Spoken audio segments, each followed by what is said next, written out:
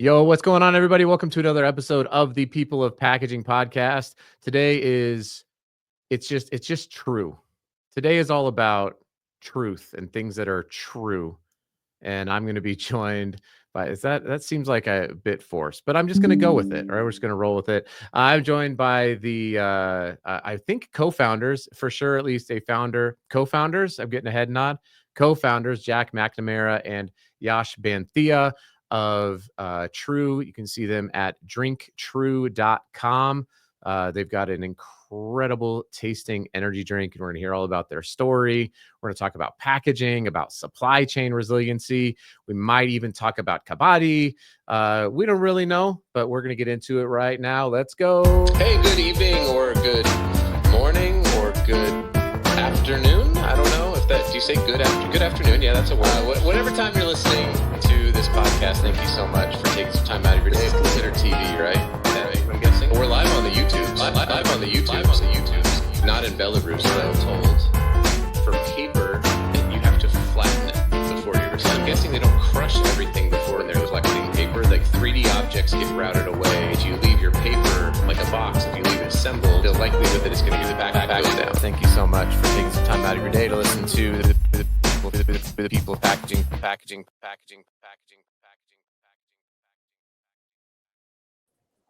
What is up, Jack and Yash? How are you guys doing today? Woo! Your energy is electric. Man, I got. Did you guys hear that? Did that come through? A little bit, yeah. The Outcast. Yeah. You know what happened, my friends, is I did not turn on Do Not Disturb, and my ringtone is Hey Ya by Outcast. Hey, Speaking of energy, that group always had a tremendous amount of energy. All right. So Jack and Yash, thank you guys so much for coming on the show. I appreciate it. It's been a long time. We first connected before Expo West, and then life be lifing, and we made it here a few months later. So I appreciate you guys coming on. Adam was like, let's try to find any other guest. And then when he ran out, then he came back to us. I just, Jack, you were on my list because I was looking for like founders who also were professional athletes, and you're number 22 on the list, but the other 21 said no. So it's fine. I mean, top 25, not bad, right? That's pretty good, honestly. That's probably the highest list I have there.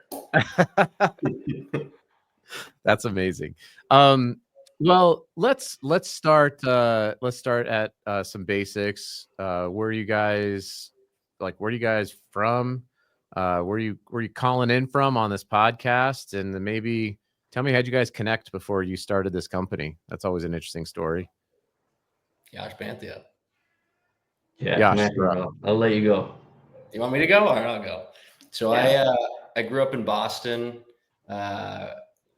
Right now I'm calling in from Houston. My wife and I moved out here to start scaling the brand. She runs another startup called 1987, which is a luxury loungewear company. Just had to shout her out. Had to throw that in there. Wow. 1987? There it is. It's right behind me. 1987. Shout out. Man, look at that. All limited Is that out of Boston? Is that like a Boston?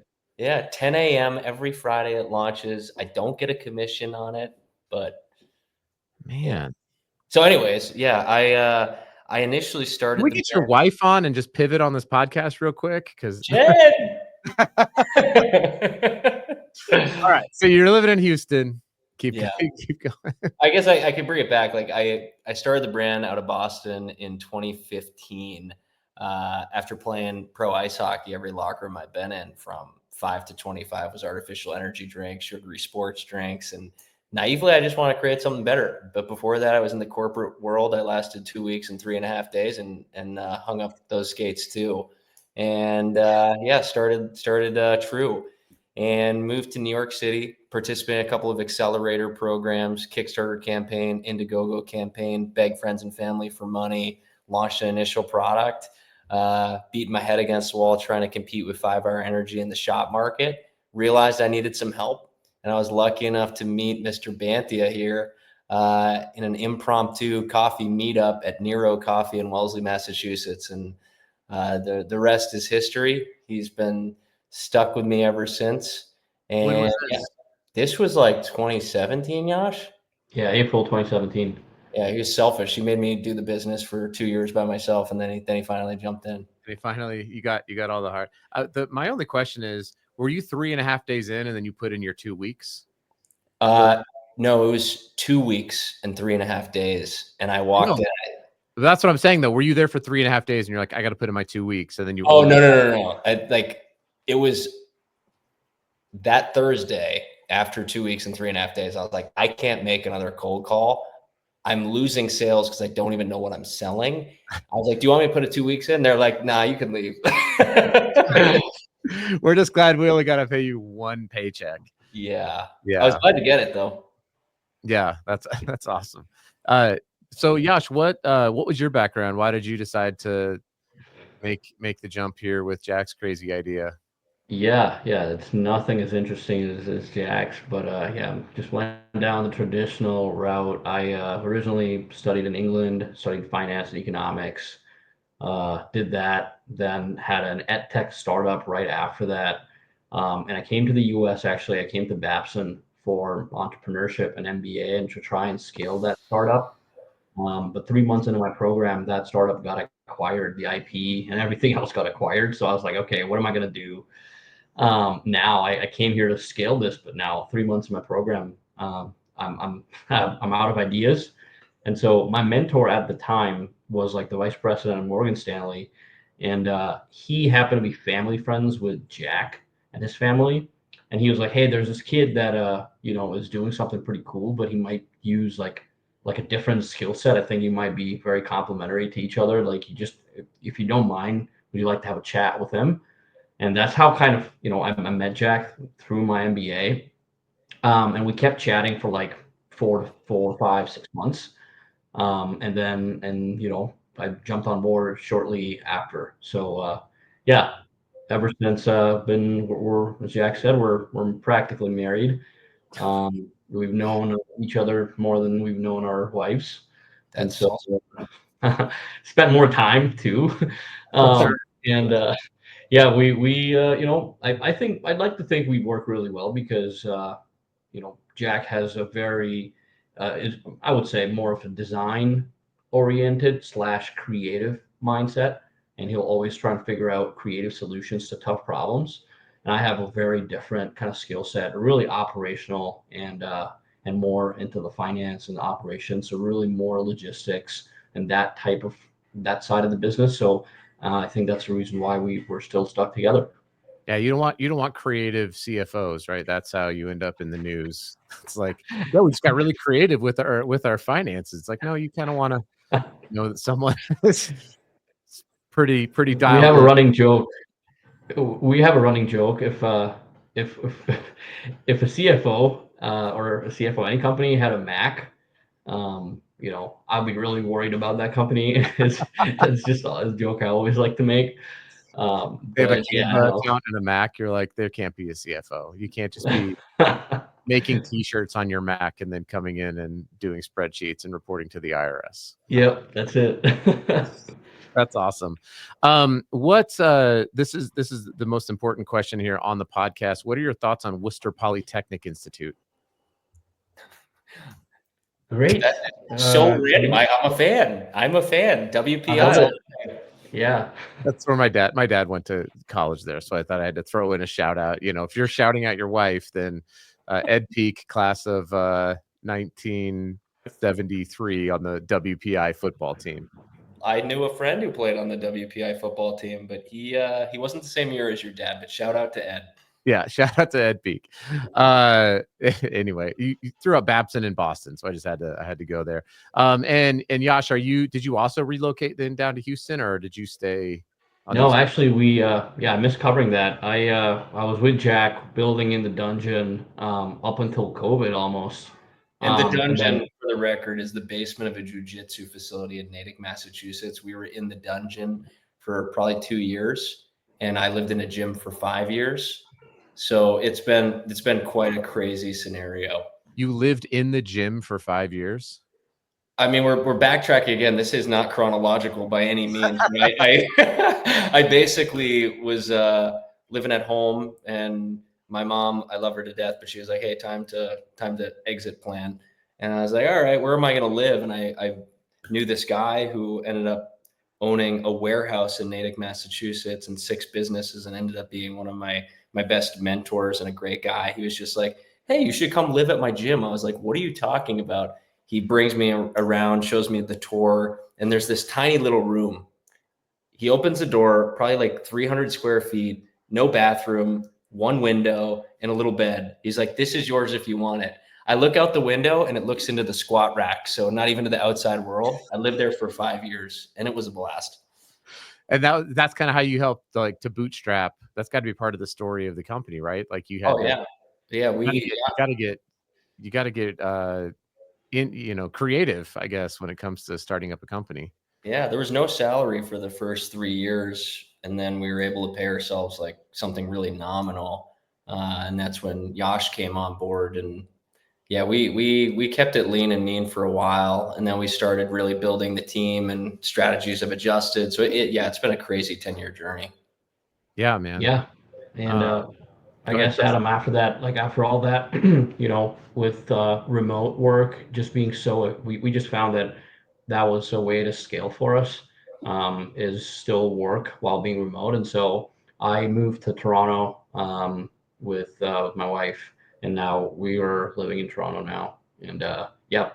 Is it true that there's a full, like, underground aspect of, like, you can just not go outside in the winter in Toronto, and just, like, there's, like, malls and, like, walking area? Is this a true story, or did somebody make this up? I don't know. I don't know what you're talking about, but I'd like to say it's, people think that, oh my God, Canadian weather is so bad, but like reality is I've lived in Boston for like what, 5 years now, 4 years, and it's very comparable. Like the weather was almost Yeah. similar to Boston. So I didn't really feel like there was like much difference, to be Oh, honest. yeah, Maybe there's, like, because wineries and stuff there too, right? Like, near Mhm. on the other side of the lake from Buffalo, I know. Was it Hamilton or something? Yeah, yeah. Hamilton, Ontario. Yeah. Yeah. I'm a well-traveled person. I got my WPI and my Hamilton, Ontario references. Um, I even tried poutine for the first time in Toronto. Oh, I love poutine. Yeah, Tim Hortons had it all. Okay, well, let's stop talking about Toronto and Boston, and let's start talking about True. So I'm curious about, like, the iteration of, like, scaling a brand and the role that packaging plays in that. Because I have to imagine early on, you probably had a co-packer, right? You probably had an idea, your flavor, you're tasting stuff.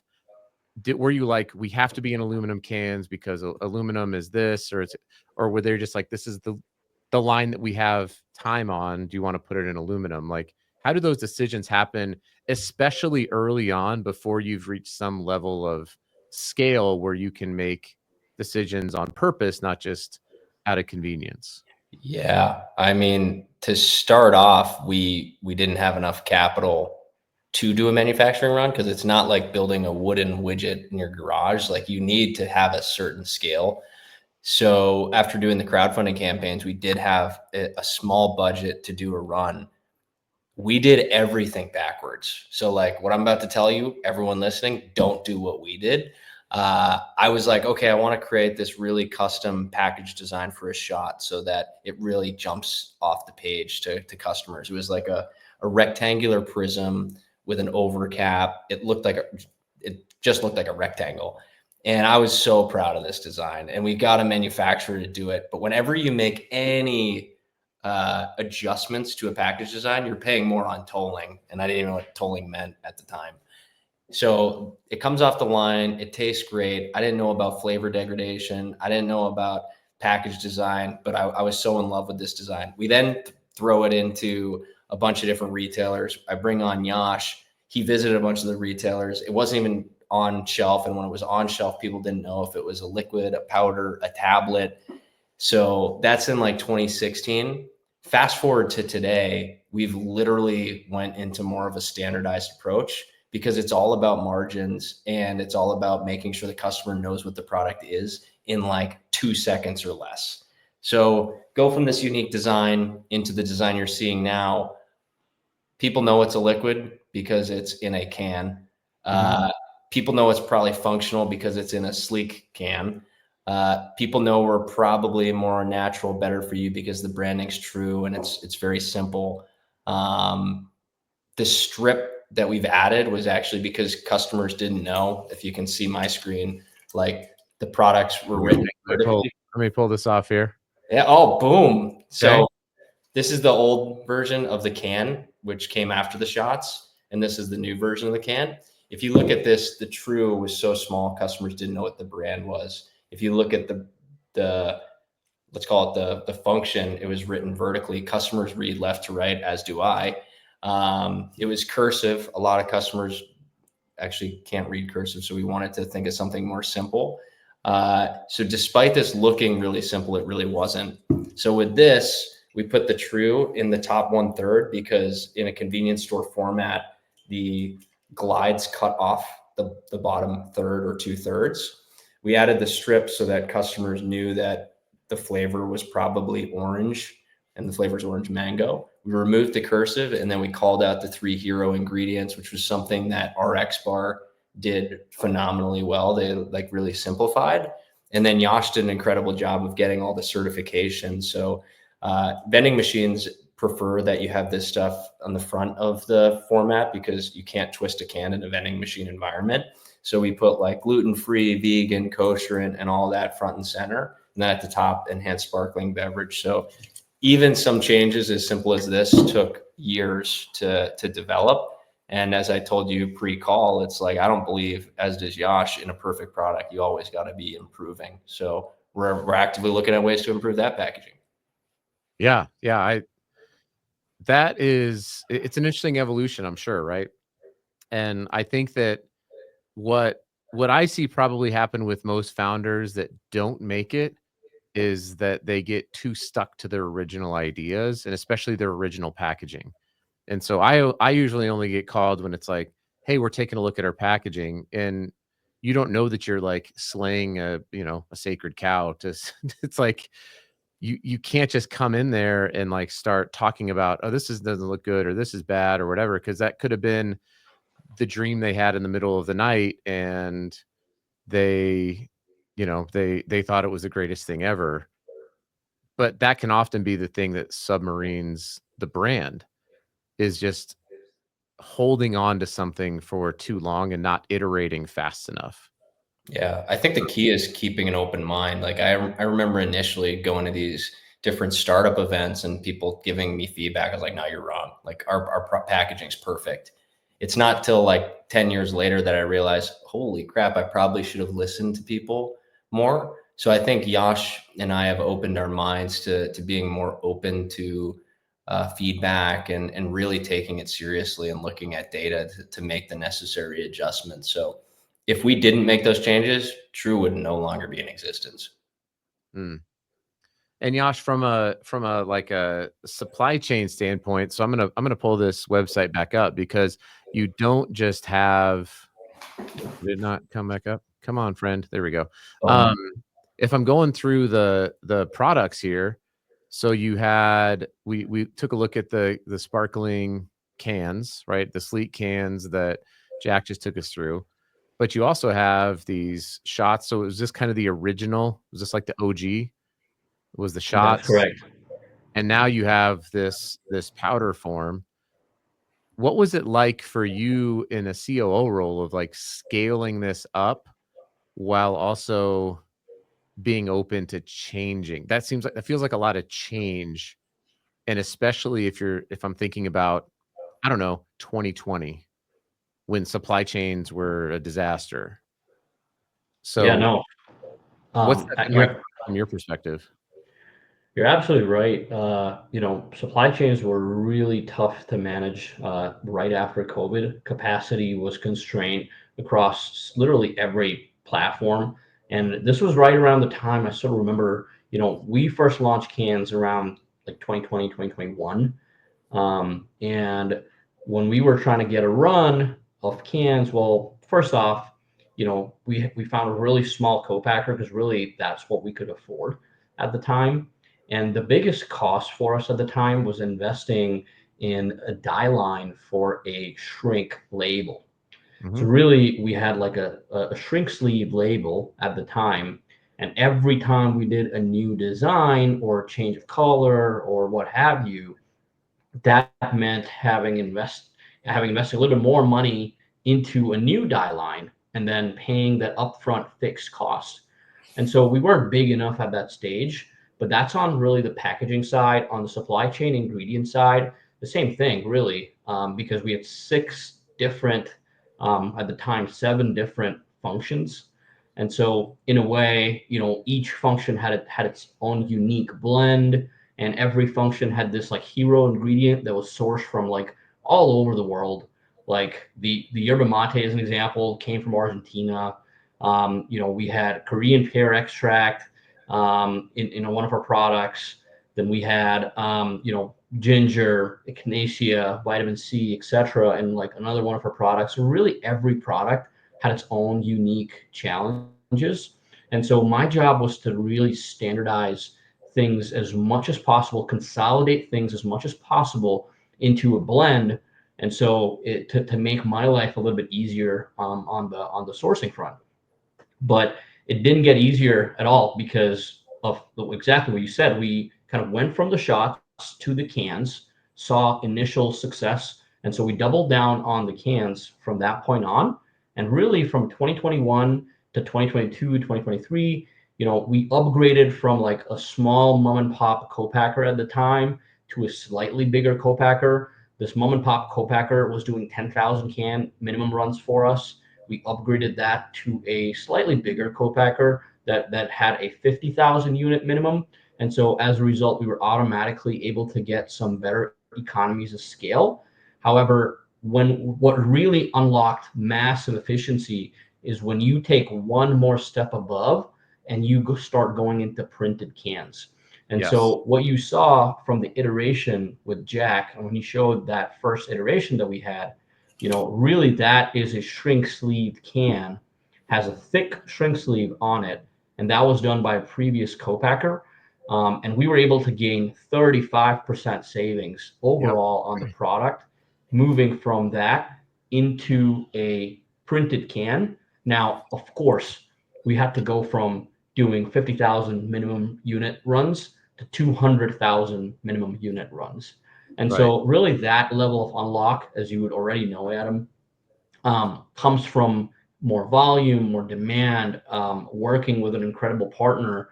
And so it's taken us a long time to like standardize. But as Jack said, like that's what we've continuously try to do now is really standardize it as much as possible so that we don't have to necessarily keep changing our supply chain every 6 months. Sorry if that was, I know it was a long No, it's answer, but fine. I think it's awesome because I don't think what a lot of consumers realize is the importance of like that margin gain you just talk about when it comes to scaling a brand. Because sure, you can, buy a can for whatever $2 and you can sell it for $5, and people think like, wow, you've made a lot of money. But the fact is that not only cash flow is incredibly important, but you got to be doing marketing, you got to be out, like you have employees, like you have all this stuff. And so when you start talking about saving 22 cents off of a shrink sleeve and buying a can for whatever 8 cents instead of 30 cents, it's like that is a massive win, if you can outlay the cash and if you understand that there's risk of obsolescence, right? Like that's the only thing that I see some people get stuck with when they go into the pre-printed world is like now you have 200,000 cans. And so if you want to make an ingredient change, sure, you can probably still shrink sleeve over it, but now you got to get an opaque shrink sleeve, you got to do whatever it is. And brands do that all the time. But I think that's an important thing for people to know. Um, did you also scale up with your other products or the shots and the powders, or are those are those kind of still at similar spaces? Have those not scaled as fast as the cans? I'll talk about the powders first because that was a more recent launch. So we really only launched powders in 2024, the back half of 2024, and so that's still a very new product line for us that we're still testing. And for the shots, we like to just follow the data, and so for us, the data suggested a higher velocity on the can side of things to basically afford us, or rather, kind of for us to what you spoke about, like, hey, you're going to be stuck with 200,000 cans. Are you going to be able to move that much product within your stipulated shelf life? And so we were very confident, and we were very fortunate to, be backed by a really phenomenal co-packer called Polar Beverages. So the can side wasn't as much of an issue really scaling up when you have a partner like that. However, on the shots front, we kept, we moved from one co-packer to another co-packer. However, from that point on, we didn't really scale up those runs as much, purely based on like demand. And over like 2021 to 2025, our cans line of the business started taking a lion's share of our overall revenue as a company. That's cool.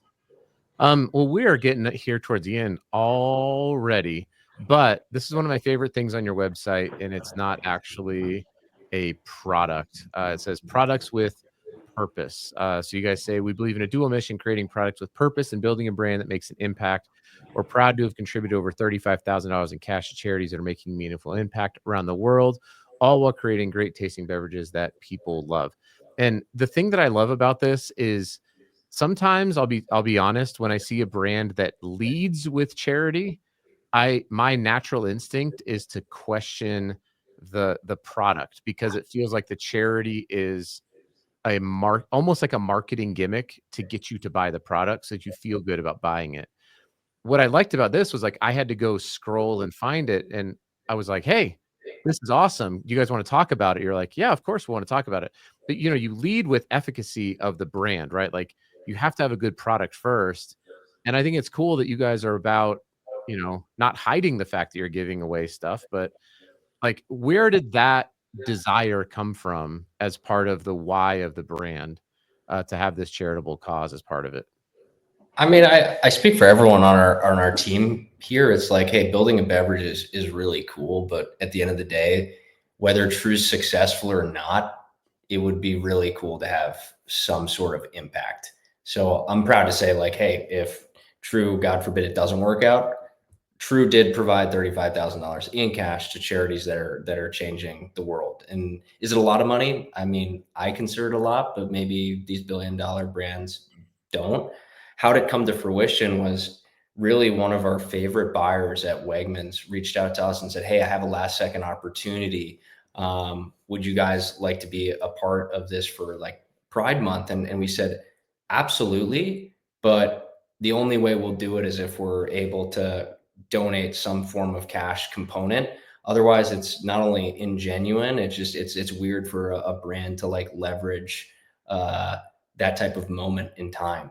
So we worked diligently with that buyer on a quick work time frame to deliver these really cool Pride sampler packs that had like the rainbow on them and everything. And with that, I think that particular project, I think, donated like $25,000 in cash directly from True into the Trevor Project, which if you haven't heard about the Trevor Project, definitely check it out. So I was almost more proud of being able to do that than anything we've ever done with True. And every person we've hired at True gets really excited about being able to do that. And I agree with you, Adam. I don't think you should lead with that. I think it's just something that every business should be doing. And admittedly, we're not profitable. So like that just hurt our bottom line even more. But I don't know. I feel good about it. And we've been able to do it a couple times with a few different charities, and hopefully we can do more of it. But Yash, what do you think?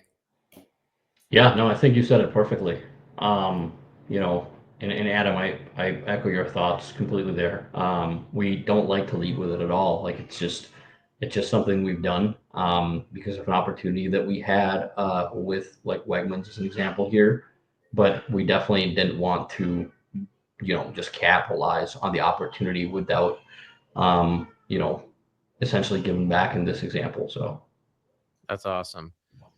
Yash, do I need to send you a copy of my Packaging Peaks in the Sticky Situation children's book that my wife and I authored? Would you enjoy reading reading a book about packaging?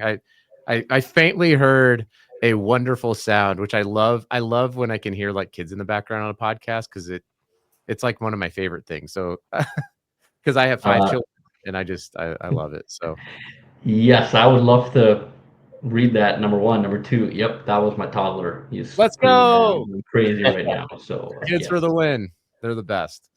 Well, that's awesome. So Jack and Yash, people can go, where do they go buy it? I got the website scrolling on the bottom here, drinktru.com.